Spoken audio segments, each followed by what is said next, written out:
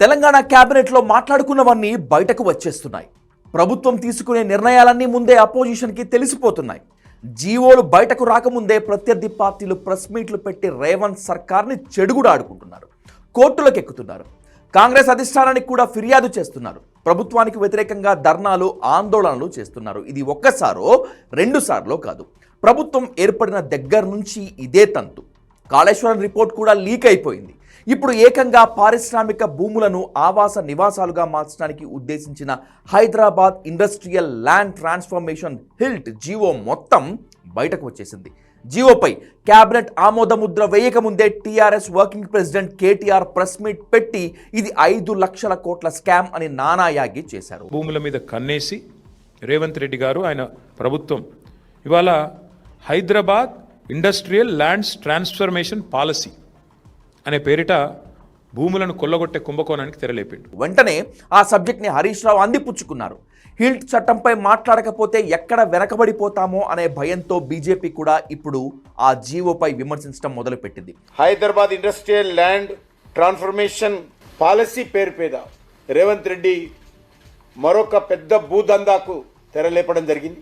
అసలు GO రూపొందించకుండా draft ఎలా బయటకు వచ్చింది అనేది అర్థం కాక మొదట్లో రేవంత్ అండ్ టీం ఉక్కిరిబిక్కిరి అయిపోయింది. 2 ఏళ్ల నుంచి ఈ లీకుల పర్వం కొనసాగుతూనే ఉంది. సహజంగానే కాంగ్రెస్లో స్వేచ్ఛ ఎక్కువ గనుక ఎవరిని లెక్క చేయరు. దీంతో మొదట్లో ఈ లీక్లను అందరూ లైట్ తీసుకున్నారు. కానీ క్యాబినెట్ సమావేశం ముగిసిందో లేదో సమాచారం మొత్తం బీఆర్ఎస్ నేతల చెవుల్లో ఊదేస్తున్నారు. మొదట్లో కొందరు అధికారులు చేస్తున్నారని, టీఆర్ఎస్ నేతలకు సన్నిహితులైన ఐఏఎస్లు ఈ ఘాతుకానికి పాల్పడుతున్నారని అనుమానించారు.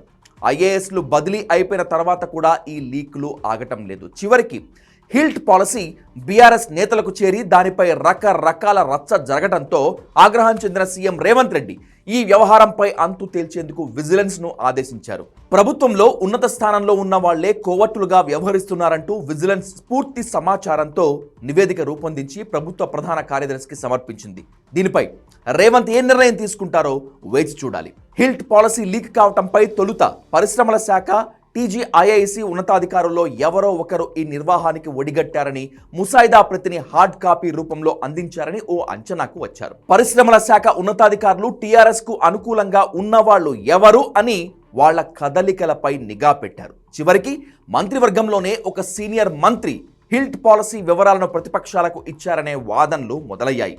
ఈ పెద్ద మంత్రి మొదటి నుంచి ముఖ్యమంత్రి రేవంత్ రెడ్డి పట్ల వ్యతిరేకంగా ఉంటున్నారు.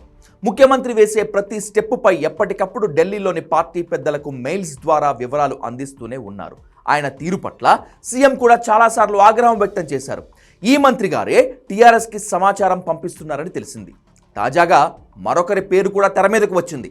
మొన్నటి వరకు ముఖ్యమంత్రి రేవంత్ రెడ్డి నిర్వహించే ప్రతి సమావేశం, సభలకు వెళ్లిన వ్యక్తి పేరు ప్రముఖంగా వినిపిస్తోంది. ఆయన వైఖరి సరిగ్గా లేకపోవటం, అనేక తప్పుడు పనులకు పాల్పడటంతో పదవి నుంచి తప్పించి మరో రాజ్యాంగబద్ధమైన నామినేటెడ్ పదవి ఇచ్చి సాగనంపారు. తనను అవమానించారనే ఆక్రోశంతో ఉన్న ఆయన జరిగే ముఖ్య విషయాలను ఎప్పటికప్పుడు టీఆర్ఎస్ వాళ్లకు చేరవేస్తున్నారనేటువంటిది ఇంటెలిజెన్స్ సమాచారం. సెక్రటేరియట్ లో కొంతమంది అధికారులు కూడా టీఆర్ఎస్ నేతలతో టచ్ లో ఉంటున్నారనేటువంటిది కూడా వాళ్ళ అనుమానం.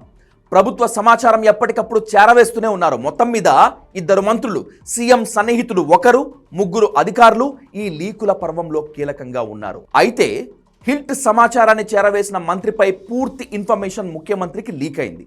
సమయం చూసుకొని ఆ మంత్రులని సరైన దెబ్బ కొట్టాలి అనేటువంటిది సీఎం రేవంత్ రెడ్డి వ్యూహంగా కనిపిస్తోంది.